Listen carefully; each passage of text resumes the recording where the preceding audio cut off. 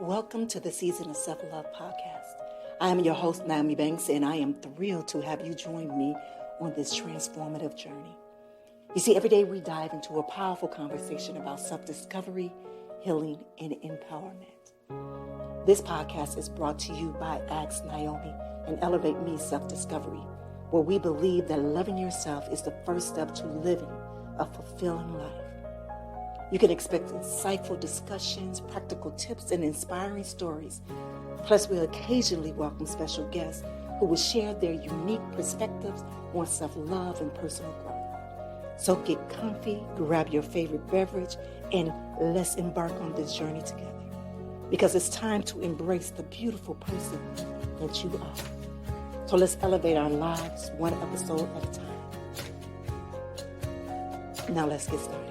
All right, my beautiful people, welcome to another episode of the Season of Self-Love podcast. I'm your host, Nyomi Banks, and this month we are diving into a theme of emotional resilience, what it means to build strength from the inside out, especially in the face of life's challenges.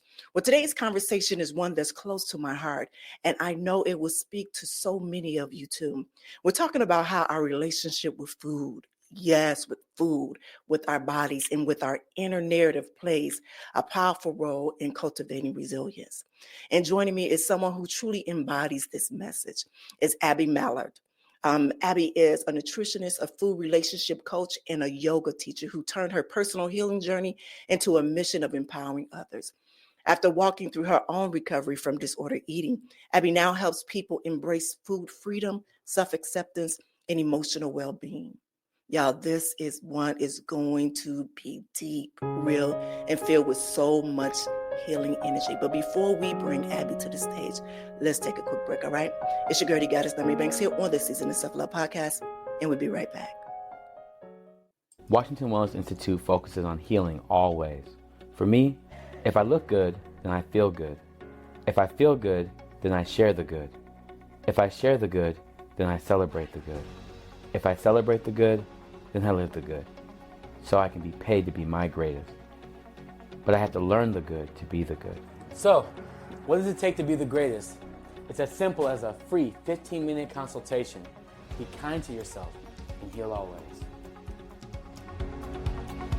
Hey, it's your girl, Goddess Nyomi Banks, and make sure you tune in every Thursday night to Ask Nyomi Bridging the Gap podcast, where we talk about everything from love, sex, relationship, cultural differences, and so much more. We're bridging the gap between them all, and we even talk about spiritual uplifting. You need to stop by. Me and Dr. Mike, as well as the BTG crew. We have some amazing guests that come through. You never know. Just make sure you tune in Thursday night, 6 p.m. Pacific Standard Time. Go to xnaomi.com and tell them Nyomi sent you.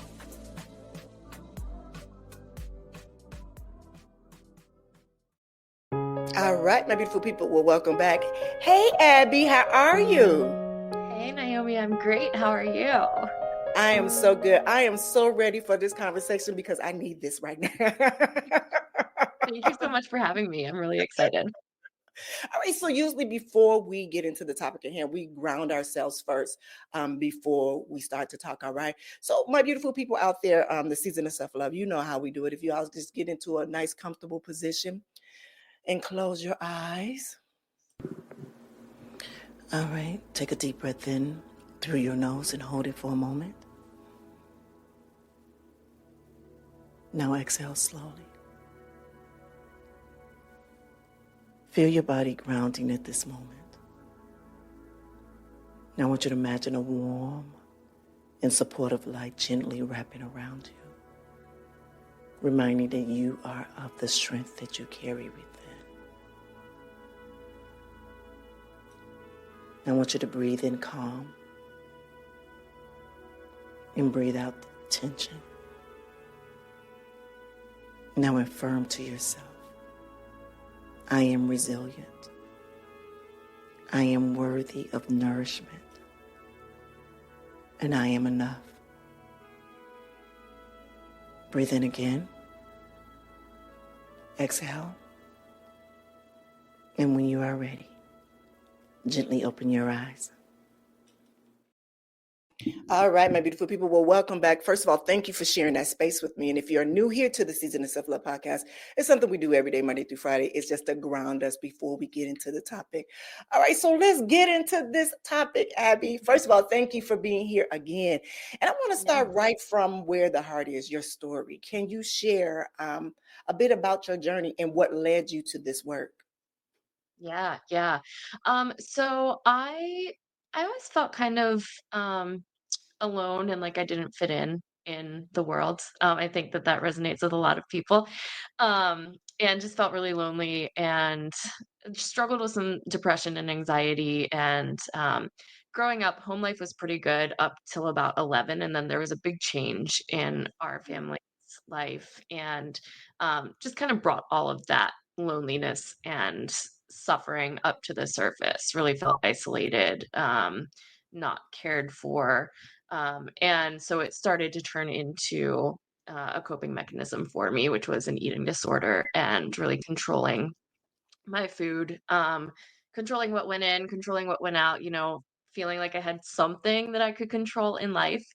And long story short, I started struggling when I was around 13 or 14, mainly bulimia, binging, purging, some anorexia thrown in there, kind of a back and forth. And I think a little bit of it, Naomi, it was coping, but it was also almost a cry for help of if I am not doing well enough, maybe someone will notice me. Um, Mm, and my family never noticed, and I think that was really hard for me, but I ended up asking for help from my mom when I was around 17, 4 or 5 years after I started struggling, and, I'm very, very grateful that she um, responded well and got me the support and help that I needed. Worked with a nutritionist, a dietitian, a therapist, and my dietitian. I loved her so much. She could see things going on below the surface. Um, and she was really like a therapist to me as well, not just a dietitian. And she really, really helped me heal and gave me some tough love. I was going into, graduating from college and I wanted to move out and move states away. And my dietitian was like, if you don't start to make some progress and you don't gain some weight back and like get your shit together here, right. essentially, I'm not going to let you go. And that was really hard to hear, but I think it gave me that kind of like kick to, okay, I need to actually like control this part of it now so that I can go get what I need in life to be able to heal and get to a better place. So I ended up going to college for nutrition after doing a lot of healing work. We can get into more of the nitty gritty healing stuff if you want. But now I am so grateful and honored to be at a place where I am, free from that struggle and can now support people who are in that same space that I was, kind of that struggle of food, but also body image and just not prioritizing yourself, feeling lonely, all of those different pieces that I think is really a big struggle for a lot of us in life, whether it's a clinically diagnosed eating disorder or not. Yeah. First of all, I want to say thank you. Thank you for just being vulnerable enough to share your story. A lot of times we think that we are by ourselves when we're going through this journey.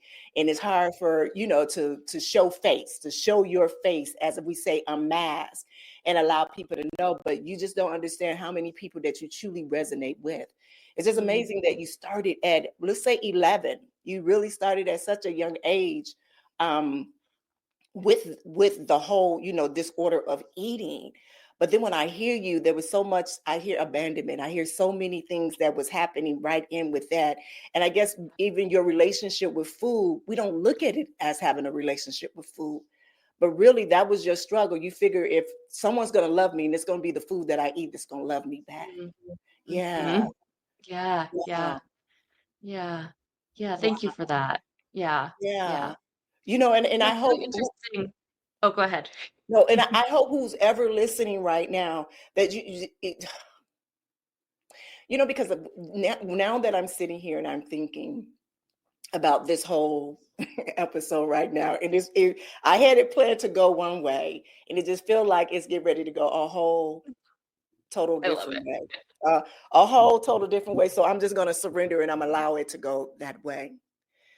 So if there's anyone that's listening right now to this episode right here with myself and Abby, I truly want you to know is that you are not alone in this at all. Whether it is, as she said, that you have been clinical, diagnosed with it, or even going up on the up and down yo-yo diets. Mhm. Us having a relationship with eating the food that we put in our bodies is very essential to us, especially right now. There are so many different chemicals and everything that are in these different foods that we get in from the stores or whatever, that we have to be aware. I'm a very spiritual person right now. And so the things that I tend to put in my body right now, they're for nourishment. They're for nourishment for my spirit and my soul. Um, and even right now, going through surgery, actually rebuilding myself. My surgery was an explant. So I removed toxic bags that's in my body. And so now I'm rebuilding a wholeness of myself with having a better relationship with food, and just being committed to honoring my body. You know what I mean? Yeah. I love the way that you said that even with your mom, that her being receptive with you and being there, being that courage that you needed. You needed that support, just going through that, because I see so many women that go through, and let's not just say women, men as well go through it. Right now Yeah. with social media being so prevalent out there, I'm a little older than you, I believe. So, and so back in the day when I was growing up and teenager, we didn't have social media. We didn't have any of this. And so my comparison was the girl next door or the girl that played on the other basketball team. So there was not a variety wide of people that we compare ourselves to. And when you see that social media does that, with with it, and it's so disheartening for you. Was there ever a time that you compared yourself to social media or somebody else that probably put, like, I want to say, put the battery in your back to do it more? Does that make sense? Yeah, that totally makes sense. That's a really good question, and I want to answer that, but I want to really come back quick to something that you said about your explant surgery Yeah. and healing your relationship with food. That's also healing your relationship with your body, right? Yes. Like accepting yourself for who you are. I just think that that's really beautiful. Not that there's anything wrong, with implants, those types of things, but I think it's really beautiful when you can really accept and appreciate your body for Yes. what it is and Yeah. not always be constantly fighting to change it and look a different way, look a certain way, all of that, which is a lot of the comparison piece, right? Yes. And yes, to answer your question, yes, I always felt a little bit compared to my sister growing up, my older sister. And like my parents wanted me to be more like her, not necessarily physically, but that kind of was how I internalized some of that. She was a lot thinner than I was, more of that tall, skinny, build. Um, and I think that that was probably the closest person to me that I kind of compared with. Um, I wasn't on social media a lot growing up. I grew up in a very conservative, strict family household, so we didn't really have access to internet and social media and all of those things. But different people, at the church that I grew up in or the youth group that I went to, like there was definitely some of that Yeah. comparison piece of, oh, I'm supposed to look more like this person, or the comments that people make that maybe aren't intentionally harmful, but then are internalized to, oh, well, maybe I shouldn't look this way, or I should lose some weight or look a different way. Yeah. Yeah. Yeah. Yeah. So let me ask you this. I want to dive into the emotional resilience, Mhm. um, for you, what does it mean to you, especially through the lens of healing in food, of emotional resilience? Mm. Yeah, that's a big question. Um, I think there's lots of layers to it. And I think that For me, one of the biggest pieces of emotional resiliency um, is being okay with feeling emotions, right? Because so often we're taught to stuff everything down inside, to not verbalize it, to, not be angry, not feel the quote unquote negative emotions. Where I think that it's really important and really healing to be able to speak that emotion into, like, get it out of your body, Yeah. talk about it, tell someone how Mhm. you're feeling, really identify how you're feeling rather than just pushing everything down inside. um and like accept yourself through that feeling, right? I have a practice that I work on a lot with my clients where it's, identifying kind of your top three emotions. We use the emotion wheel, which if you Google, like that's a really helpful tool, to just kind of like give language to emotions. I don't think a lot of Mhm. us are taught that growing up. Like we know happy, sad, angry, the main ones, but then getting more in depth. So, kind of naming your top three emotions, noticing how you're feeling when you're feeling overwhelmed or overstimulated or anxious or stressed or whatever that kind of big feeling is. And then really breaking it down, like, Yeah. what's causing me to feel this way? Um, what is this feeling telling me that I need right now? And then what is like the next small right thing that I can do for myself to help myself move through this feeling, not necessarily to fix it or get rid of it, but to help move through it in a more gentle and compassionate way instead of the beating ourselves up, pushing it all down inside, being hard on ourselves. So I feel like that's a really big piece of emotional resilience for me. Yeah, I love that. I love that you said compassion along with that. We Mhm. here at the Season of Self Love, we always start with self love starts first. That's how we speak to ourselves, especially when we're struggling. But it was another thing. What I love what you said is about acknowledging what that negative is and what that hurt is, because we have to give a definition of what it is. And I love that you said it's more than that happy, anger, or sad, or whatever it is. Let's give a definition with it so we can work through it. Because as my resident therapist, Dr. Will, said, we are always healing, because in the back of our mind, there is something that would trigger it that will always come up. But as long as we have the tools to understand that this is a moment right now that we need to honor and embrace. Let's get through this. Let's go move forward and go it. And having the language and the tools to do so is an amazing thing. Yeah. Thank you. I love that you said that. And the thing is, do we say this a lot? Yes, we do, but you have another language. And this is something that I tell all of my beautiful guests. My guests turn into co-workers or teammates. You're my teammate now. Teammates Yeah. is that we all speak a different language. And I just don't know who is listening today that they might speak your language, that it might resonate even more about understanding what those words is, understanding, okay, this how I feel today. It has a meaning, and why is that? And I Mhm. love that. I love that. So let's talk about food. Let's talk about Yeah. food. How did healing your relationship with food become a gateway to a deeper emotional freedom for you? Oh God. Um, I mean, in so many ways, because when I had a really bad, unhealthy, negative, disordered relationship with food, food was the only thing that I thought about. Like literally 24/7, only thing in my brain was food, what I'd eaten, if I was allowed to eat per my standards or my eating disorder voice inside of my head. All of the obsessive thoughts around food.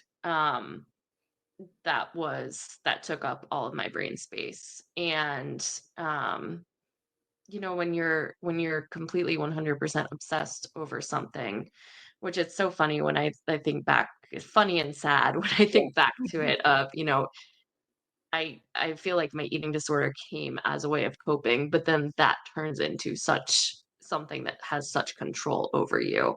It's not something that you control. It's not a coping mechanism of control, even when it feels like it in the moment. Um, but when something has that much control over you and you are so obsessively thinking about that, all of the time, you don't have space Mm, for other things. You don't have space to acknowledge the emotions. You don't have space to really like feel what you're feeling because it's all wrapped up around one thing. mhm, And so I think healing my relationship with food really helped me to create some space in my life, not just for emotions, but to also like figure out who Abby was yeah, and build a relationship with myself and build a life that I loved and was peaceful and, joyful rather than completely obsessing and thinking over food yeah. all of the time. Um, yeah.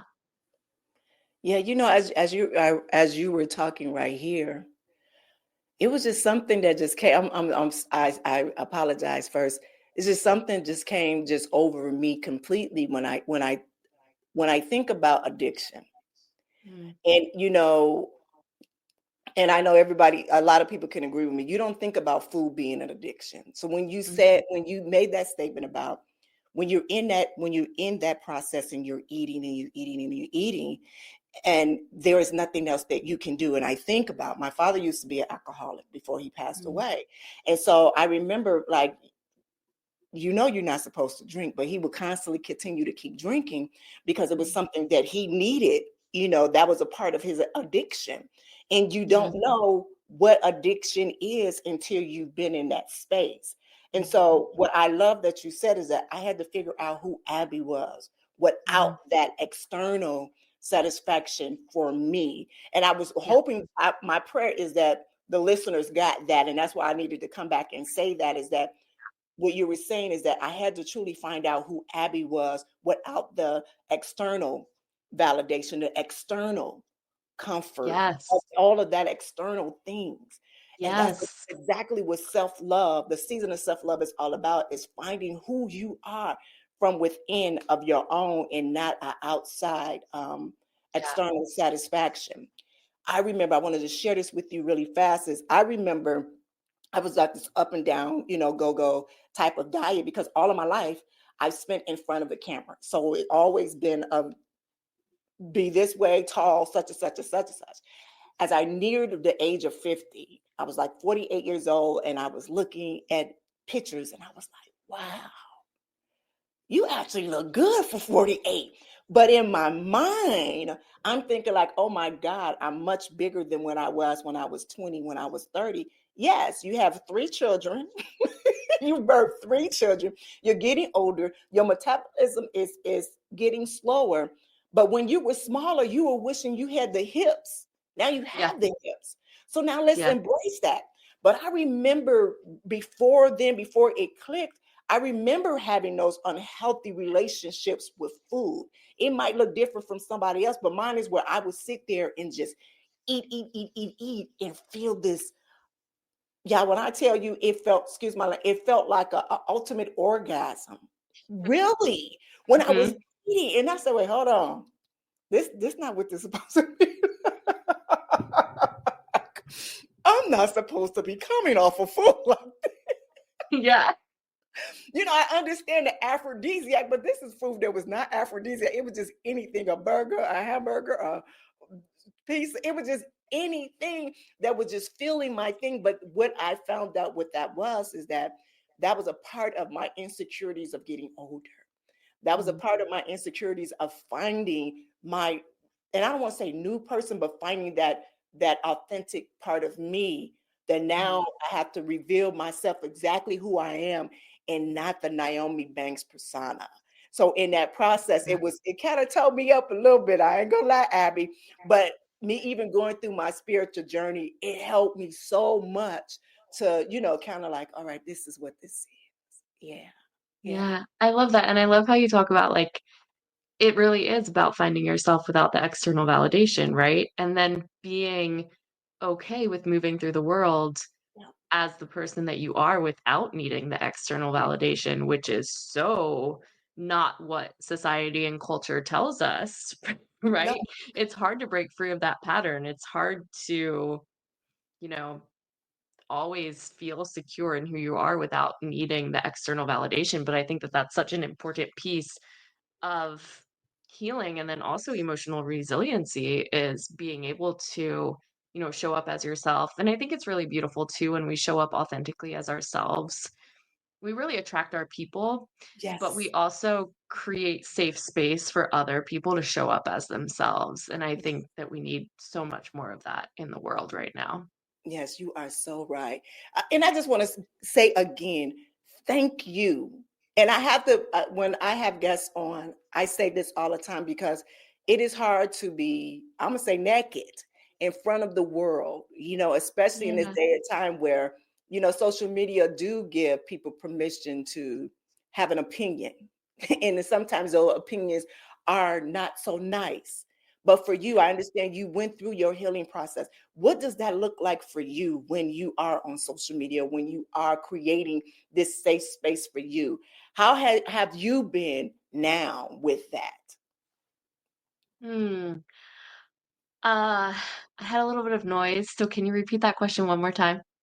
How has it been now that you've been through your healing process and you go on social media and you post and you're doing your thing? How are you now relating to those comments or whatever on there? What do you do that better enhance or mentally help you with your emotional resilience? There we go. Is that better Yeah, understand? yeah, Okay, there we yeah. go. That's a good question. Okay. So, ooh, I have dealt with my fair share of mean comments, and especially as I moved more into the real Abby and showing up authentically, that ruffles some people's feathers. And it used to really tear me down when people would, make mean comments or send me a mean message. And a big part of it for me, Naomi, was that piece of like naming the emotion. Like, okay, what is this bringing up in me? What am I feeling? Like, it's okay to feel angry when someone sends you something mean. It's okay to feel hurt, instead of just stuffing it all down inside.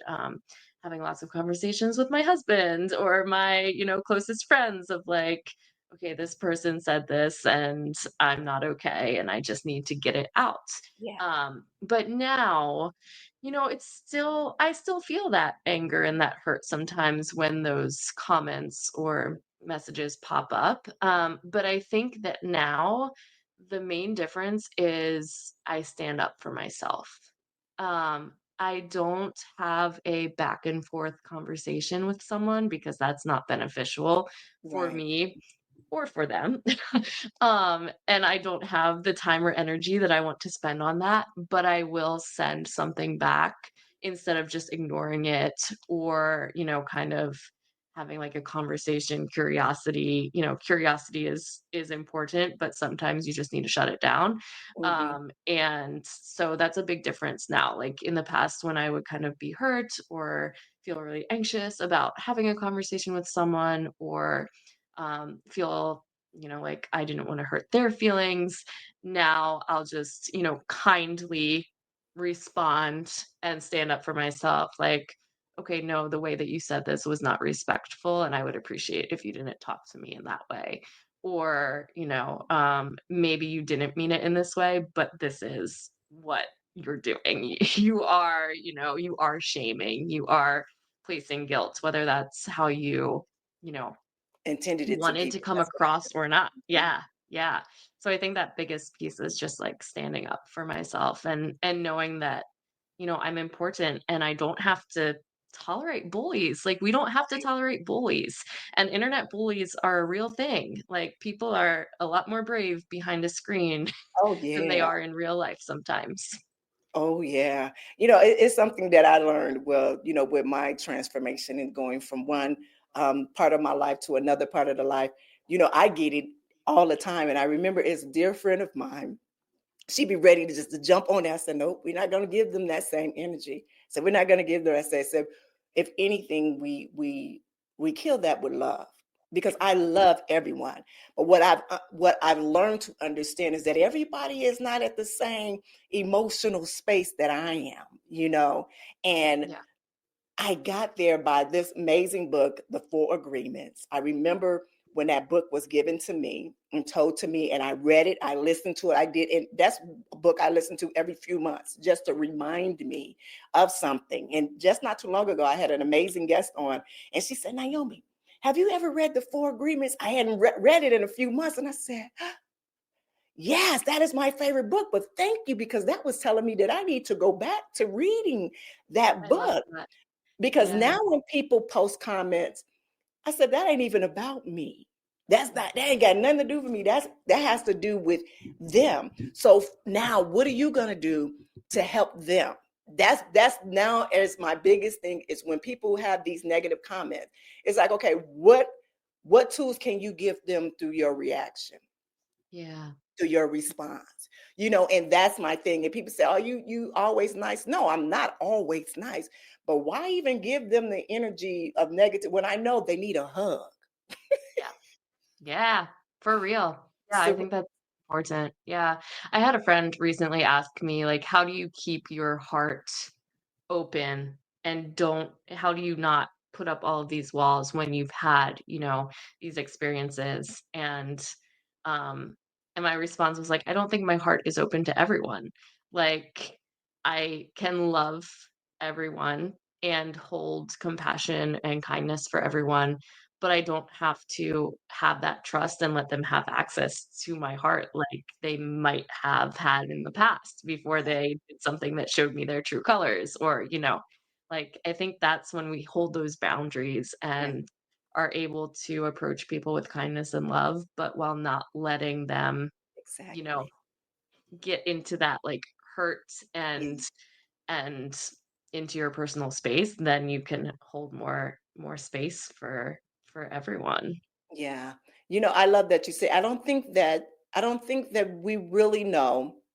Well, we know it, but I think a lot of people really don't understand about what boundaries are. When people think about boundaries, they think about we're cutting everything off as, like this. And no, there can be different levels to the boundaries depending on what relationship that you might have with one another or with people on the outside. The whole thing is making sure that you continue to be your authentic self, that you don't have to be able to put on a mask to be able to have a conversation with somebody, that it is just a real authentic, because that is what you require for that person to communicate with you. Yeah. Yeah. Yeah. Yeah, and it's so exhausting when you have to put a mask on all the time. Isn't it? So exhausting. It has been. This is the Yeah. most freest that I've ever felt. I say this all the time when people they say, Naomi, you don't know, I am so good. I am so overflowing with joy. Do I have some days? Oh yeah, it might be a good hour or something like that I have.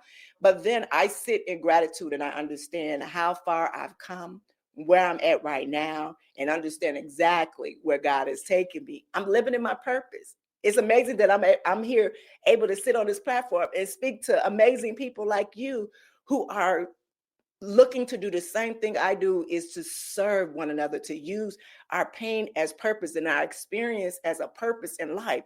And Yeah. when you get that, that's it. Yeah. Yeah. I love that. It's like you said, it's living out your purpose. It's so fulfilling. And Yeah. it's yeah. Yeah. Yeah. And Yeah. even if it's not using pain for purpose, I mean, I think we all have opportunities for that. But when you're able to really show up as your authentic self and create that safe space, like, that's so purposeful in and of itself. You are so correct. You are so right. All right. So I got a few more questions to you. What are some daily tools that you use or recommend for to help build up that emotional strength? Yeah, I think the emotional check-in um, activity that I was talking about earlier is a good one, especially, if you're having a harder day or just feeling a little bit more overwhelmed. I like to pull that out. Um, Deep breathing, getting outside, just the simple things, right? Like taking a deep breath, stepping away from the screens for 5 to 10 minutes, talking to a friend, getting it out of your body. If you don't have a friend to talk to, writing it out on paper, just kind of getting it out of your brain, can be helpful. Um, yeah, getting outside, fresh air, but then also like taking really good care of your body. I think that a lot of times we don't think about the way that food impacts our brain and our emotions, and food has a big impact on how we feel physically and mentally. Um, and so something that I always love to throw out the statistic, that 40% of the nutrients that you eat go directly to your brain. That's almost Mhm. half of the food that you're eating. I don't think we think about that a lot. But that really impacts like how you're able to think clearly and your mood and emotions and all of those things. So making sure that, maybe I'm not eating like 100% clean. That's Right. not my mission. That's not my focus. But I'm still making sure that I'm getting some protein, getting some vegetables, drinking my water, things like that, that are going to help support my body.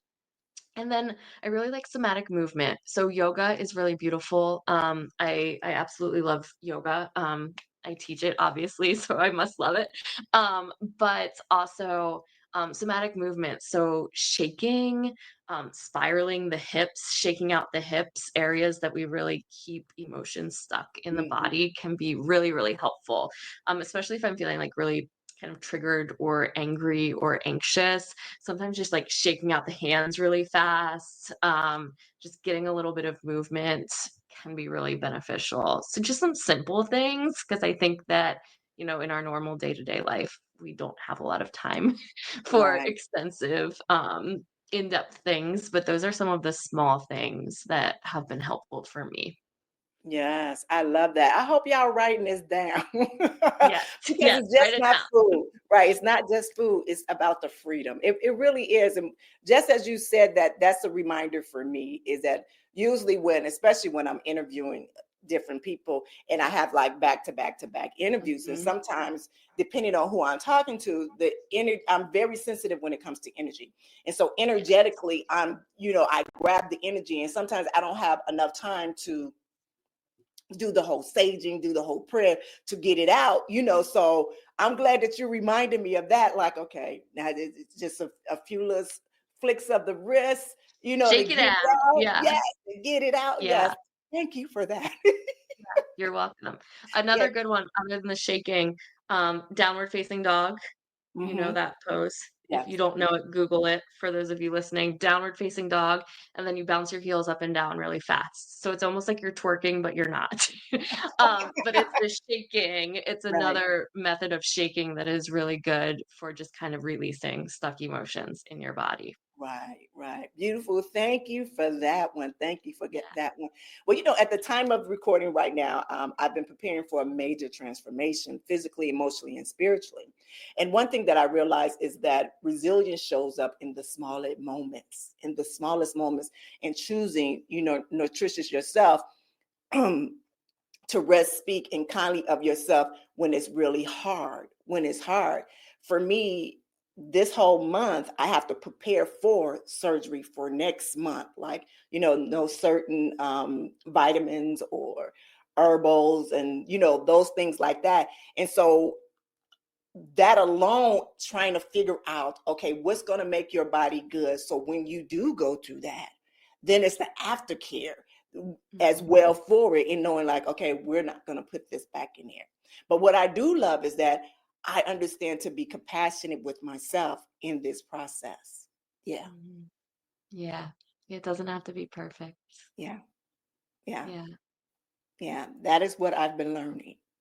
I am Yeah. retired perfectionist. Me too. It's a daily struggle. The healing never stops, like you said earlier. It's ups and Yes, downs. It's yes, not it is. linear. Exactly. It is ups and down. All right, my family. So, Mhm. I love to leave with something that you can do right now. So, I got a mini challenge for you. I want you to start each morning with one affirmation. One affirmation. And this one, it says, I am worthy of nourishment. I trust myself, and my body is not my enemy. It is my home. It is my home. So before your next meal, I want you to take 30 seconds to thank your body. Tune into your hunger cues and eat with presence.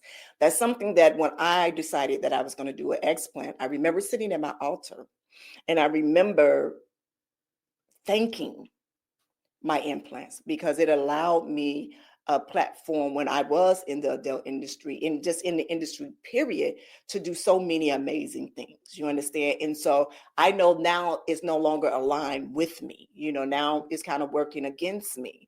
But I've honored that. I honored the decision and the choice that I made, and I understand what the process is and where I'm going with it. So it actually allowed me to truly live beyond my purpose. When I thought it was just self-love and this, something else totally created after, from that whole choice and decision for that. And so for me, all that does is just help me build more emotional resilience as I continue in life.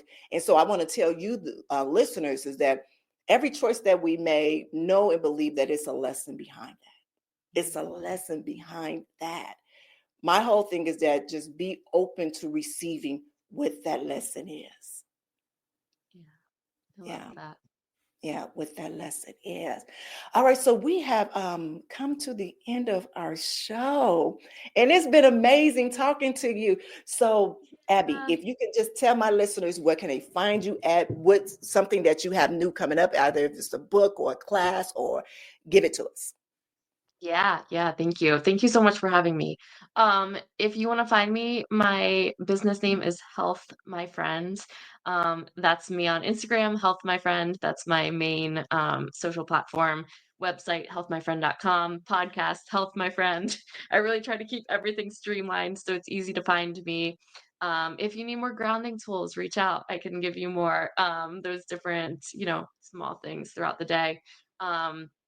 And then something coming up. Mm, I don't have anything virtually coming up in the near future, but if you are in the Charlotte, North Carolina area or local, I am starting to teach Booty yoga, Buti, and it's a very somatic practice with a lot of that shaking and spiraling that we were talking about, and working on getting a little bit of an online platform for those classes as well. So, if you want to connect, just follow me and I'll get you plugged in for all the updates. And if you're local, I'd love to have you. Beautiful, beautiful. And what is your website again? Healthmyfriend.com. Health with a TH, not a P, because I was listening. So it's health. Yes, Health. yes, Health. yes. Beautiful, beautiful. Yeah. All right, my listeners, I want you all to remember that resilience lives inside of you. It's not nothing you earn, it's something that you already have. So if you have resonated with this episode, please share this with the hashtag The Season of Self-Love. And don't forget to follow Abby as well. And I guess we will see y'all next week as we continue diving into this transforming challenges of your resilience toolkit. Again, have an amazing, amazing day. Thank you for tuning in. Thank you for joining us on this journey of discovering and empowerment here at the Season of Self-Love podcast. Remember, embracing self-love is a continuous journey, and we're so glad to have you with us. So if you enjoyed today's episode, please leave us a review.